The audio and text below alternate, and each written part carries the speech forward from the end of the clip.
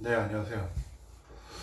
오늘은 사실 이것도 뭐 제가 그쪽에서 살아본 건 아니지만 이 사람 저 사람 저도 이제 우리 그 개발자 생활을 하다 보니까 몇 명 친구가 있어서 그리고 어디서 들은 얘기도 있고 해서 한번 종합적으로 한번 얘기를 해볼까 하는데 그 개발자로서 해외 취업을 생각하시는 분들 많잖아요.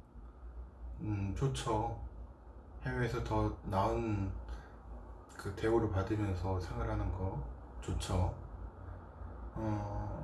일단은 일본에서 개발자로서 생활하셨던 친구가 있어서 그분 얘기랑 미국에서 했던 친구가 몇 명 있는데 그 사람들 얘기랑 몇 가지 그 사람들 경험담을 얘기를 하는 거예요.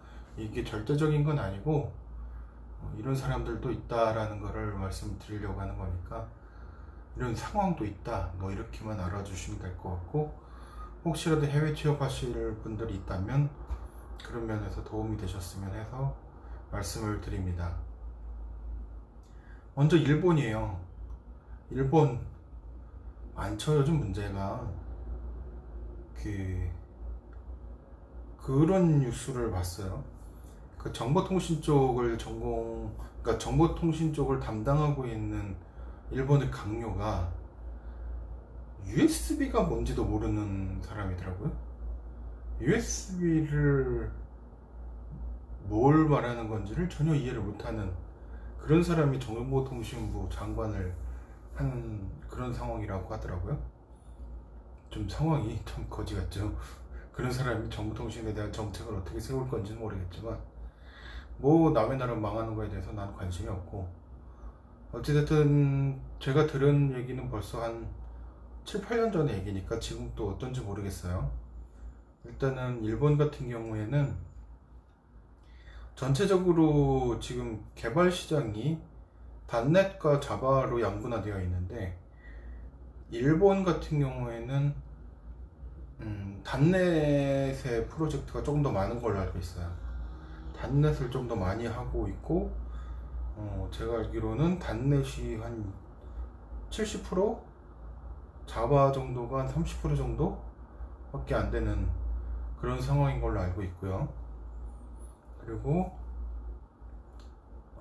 이런 얘기를 들었는데 그건 뭐 제가 확인한 바는 아니라서 뭐라고 말씀드리긴 좀 그런데 조금 어느 정도 그 회사의 그 기업 문화일 수도 있는데 그 RFID 사원증 카드를 써가지고 그 사원이 화장실을 몇 번을 갔고 밖에 나가서 담배를 몇 번을 폈고 그동안 이렇게 시간을 허비한 시간이 몇 시간인지를 일일이 다 꼼꼼하게 체크를 해서 그런 시간 낭비를 전부 급여에서 제하는 그런 시스템을 하고 있다고 들었어요. 그 개발하시는 분들은 이제 어느 정도는 아시겠지만 오자마자 바로 집중적으로 그 일을 집중을 바로 할 수 있고 막 뭐 이렇게 막 코드들이 막 떠오르고 막 그렇게 열심히 할 수 있는 그런 일이 아니잖아요. 그런 일이 아니거든요. 하다 보면 막힐 때도 있고 어느 정도 약간 웜업하는 시간이 필요한데 그런 웜업하는 시간을 깡그리 무시하고 무조건 앉아서 있는 것만이 능사인 것처럼 그렇게 취급하는 게 그 개발자에 대한 취급이 제일 떨어지는 나라 중에 하나가 일본이라는 얘기를 많이 들었고요. 그러니까 어느 정도 참고를 하세요. 그 일본 전체적인 분위기가 IT에 관해서 뭔가 대우를 해주는 분위기는 전혀 아니라는 거. 그런 경향이 많다는 거는 확실한 것 같아요. 왜냐면 그 정보통신 장관이 USB가 뭔지도 모르는 나라에서 IT가 관련 제대로 돌아갈지 모르겠어요. 그 특히 보안 쪽 솔루션은 전혀 작동을 못 해가지고 그 도쿄올림픽에 대한 해킹이나 보안 솔루션 장비를 전부 한국 업체일 거를 쓰려고 하는데 한국에서 전혀 한국 업체에서 이번 무역 제재 때문에 아무런 협조를 안 해주고 있다는 얘기를 들었고요. 5G 기술도 그쪽에서는 전혀 생각도 못 하고 있고 엄두도 못 내고 있는데 삼성의 장비를 써야 되는데 삼성한테 많이 밉보였기 때문에 좀 많이 힘들어한다는 얘기를 들었고, 미국 같은 경우에는 정말 IT의 천국이죠. IT 업자, IT 개발자, 뭐 데이터 사이언스나 이런 여러 가지 엔지니어링에 관련돼서는 많은 대우를 해주고 있는 나라가 미국이죠. 참 좋은 나라죠. 그런 면에서는. 그런데 그 해외 취업할 때 가장 중요한 것 중에 하나가 돈 많이 주는 거 좋죠. 돈 많이 주는 건 좋은데 생활 환경이 어떤지를 봐야 되고, 특히 제가 알기로는 그 급여 생활 소득자들에 대한 세금이 거의 막 60% 가까이 뛰어간다는 얘기를 들었어요. 그래서 만약에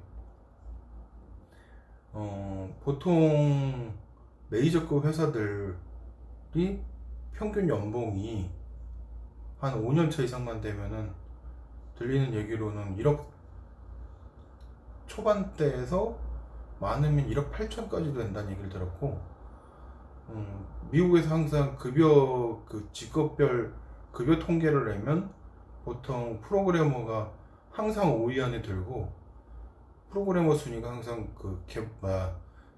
거의 뭐 변호사보다도 높은 수준의 연봉을 받고 있는 게 바로 미국입니다.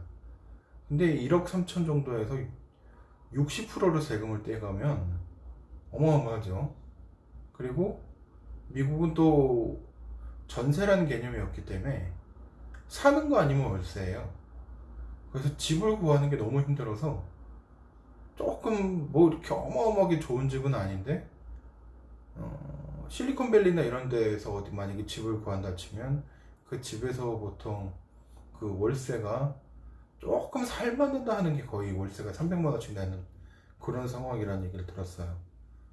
물론 이건 제 친구의 얘기니까 아닌 경우도 있겠지만 제가 직접 경험한 건 아니고, 근데 그 세금 문제는 거의 확실할 거예요. 그래서 그런 세금 문제나 이런 것들 잘 신경을 써야 되고요. 그래서 미국의 IT 취업은 좋은데 뭐 1억 얼마를 받는다고 해서 실질적으로 그 사람들이 손에 쥐는 돈은 우리나라 IT 쪽에 어느 정도 좀 고소득을 하고 있는 그 경력이 많은 사람의 연봉이랑 실질적인 그 손에 쥐는 건 거의 비슷하다고 봐야 될 거예요. 그래서 그렇게 완전 그 손에, 그러니까 겉으로 보여지는 그 금액이 다가 아니라는 거, 그거는 거의 확실한 것 같으니까 해외 취업 참 좋은데 그런 세금 문제나 우리나라처럼 이렇게 밤에 잘 돌아다닐 수 있고 이런 말이 통하고 생활 기반이 풍부한 나라가 사실 쉽지 않다는 거, 한번 해외 취업할 때 그렇게 막연한 기대감을 갖지 마시고 뭔가 더 이렇게 꼼꼼하게 세금 문제나 이런 걸 신경 쓸 수 있는 그런 걸 좀 더 한번 챙겨볼 수 있는, 만약에 그렇게 가고 싶어 하시는 분들이 있고 기회가 있으시다면 그런 것까지도 좀 챙겨볼 수 있도록 하시는 게 좋을 것 같습니다. 오늘은 여기까지입니다.